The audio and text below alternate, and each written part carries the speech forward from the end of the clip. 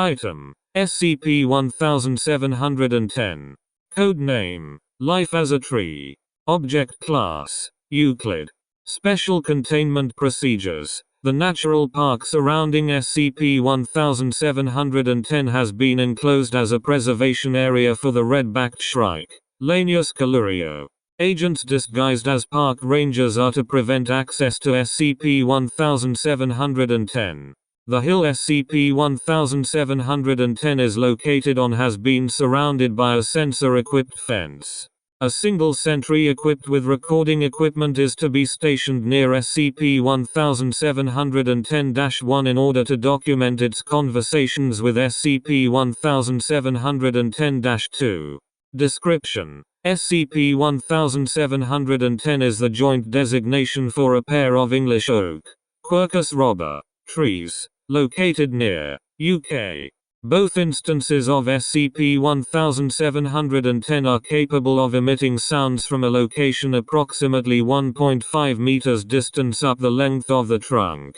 Instances of SCP-1710 will imitate the vocalizations of the nearest mammal, avian or reptile, using them to communicate between themselves. Neither instances of SCP-1710 reacted to external attempts at communication with them. When imitating human speech, SCP-1710-1 will vocalize as an indeterminable number of voices, both masculine and feminine and of various ages and accents, speaking at once. SCP-1710-2 vocalizes using a single feminine voice. Additionally, SCP-1710-1 manifests several other anomalies. SCP-1710-1's exterior surface has an average temperature of -67.25 degrees Celsius, though this does not cause frost to appear on it. If touched by unprotected skin, it is also capable of causing mild lacerations upon contact due to its unusually sharp edges. SCP-1710 was first brought to the Foundation's attention after it was accidentally caught on camera during the filming of independent horror film Horror at the Honey Glazed Abyss. The film, along with commentary by the director, was uploaded to a small video sharing website, where certain key phrases contained in it alerted the Foundation Automated Interception Service. The film was removed from the website before accumulating any views, and all those involved in its production were administered Class C amnestics. Addendum 1710-A. The following conversations between SCP-1710-1 and SCP-1710-2 were recorded at different points of time following their initial containment. Log 1710-1. Begin log. SCP-1710-2. Maxwell. Rise and shine, dear. SCP-1710-1. We are not a Maxwell bug thing. We have told you this before. SCP-1710-2. Oh, I know, love, but your name just has too many X's and Z's for my poor tongue, so I figured I'd call you something else. I had this lovely little doggy named Maxwell when I was young, you know. Terrier, he was. And such a scamp. SCP-1710-1. We do not care. Sun Drinker. Leave us to our sharpening. SCP-1710-2. Your what, love? SCP-1710-1. We do not wish to discuss this. Our essence is beyond the understanding of the likes of you. SCP-1710-2. Listen, dear. Like it or not, we're neighbors now, and we're likely to stay such for quite a while. Calling me things like sun sipper, which is hypocritical if I do say so myself, is all well and good, but sooner or later you'll have to talk to me. Heaven knows, there's not much else to do around here and I shan't leave you alone until you do. I'll just go on talking, and trust me, I can talk for practically forever. Why? My Bob used to say my mouth was like a sew. SCP-1710-1. We must keep sharp. We must be always sharp. If we are not sharp, We are not. There is nothing but the sharpness. To exist is to be keen. This place is rounded, curved. We cannot persevere in dullness. SCP-1710-2. Oh, you do go on about that sharpness thing. Single-minded is what you are.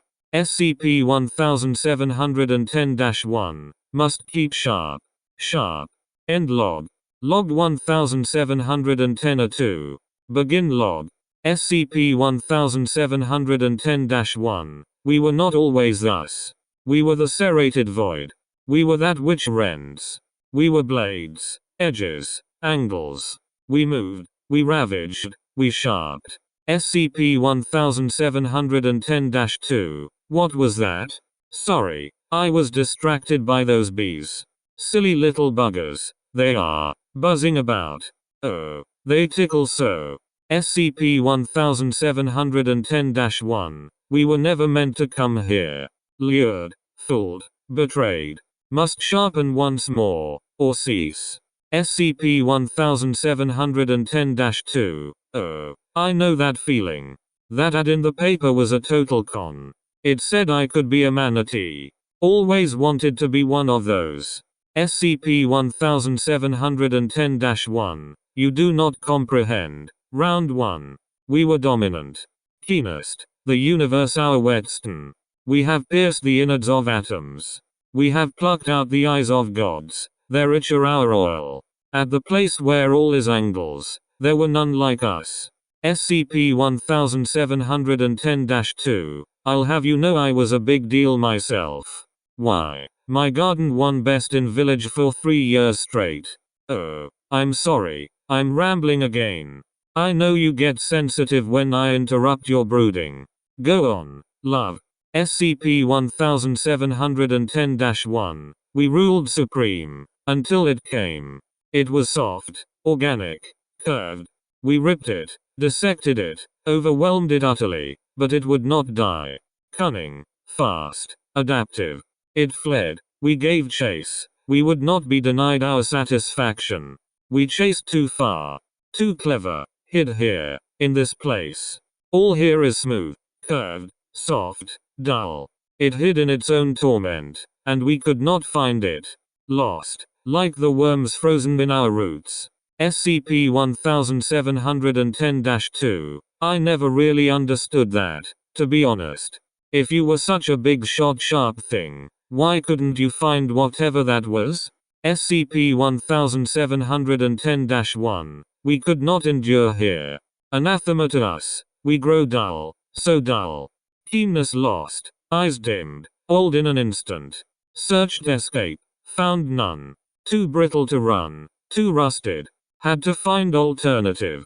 Reincarnation, a form that could withstand, if for a while. SCP-1710-2. Oh dear.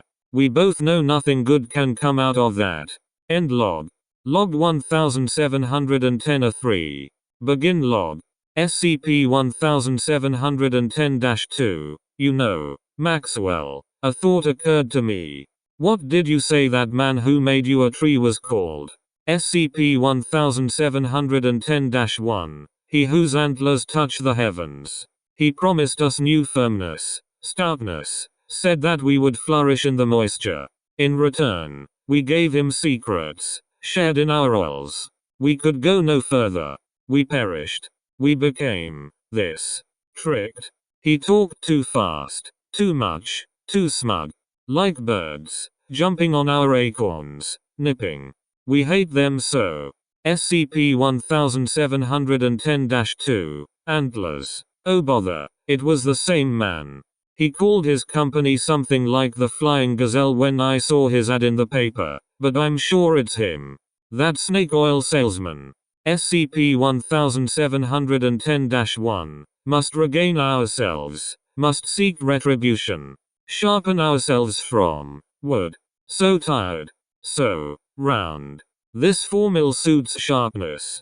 Materials incompatible. Atmosphere hostile to our needs. Wildlife distracting. Fuzzy things. Crawling on us. SCP-1710-2. You sound awful. Love.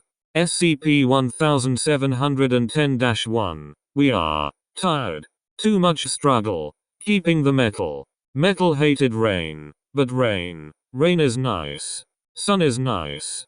What is happening to us? SCP-1710-2. Identity crisis. I suppose. Oh, I know what will help. How about a nice cup of tea? SCP-1710-1. What is tea? SCP-1710-2. Why? Tea is. You know, I never really thought about what tea is to me now. Tea to a tree. Now that's a philosophical question. Practically metaphysical. I bet our Jane would have a lot of fun with that. Such a bright girl she is. You'd have loved her, Maxwell. She went to study law, you know, but she said it was too dry for her, and I said so too. Plus the robes looked rather silly on her, and she. SCP-1710-1. We are beginning to suspect we have made a grievous error. End log. Addendum 1710-B. Following SCP-1710-2's comments, the Foundation began a focused monitoring effort centered on local publications in the area. On the ad similar to that described by SCP-1710-2 was encountered. Foundation agents arriving at the address for the company listed in the ad, Skybound Antelope Reincarnation Services, found an empty office. The following printed pamphlet was found nailed to the office's front door. Are you tired of living that same old life? Do you fear the cold, merciless embrace of death? Are you looking for a change? Look no longer.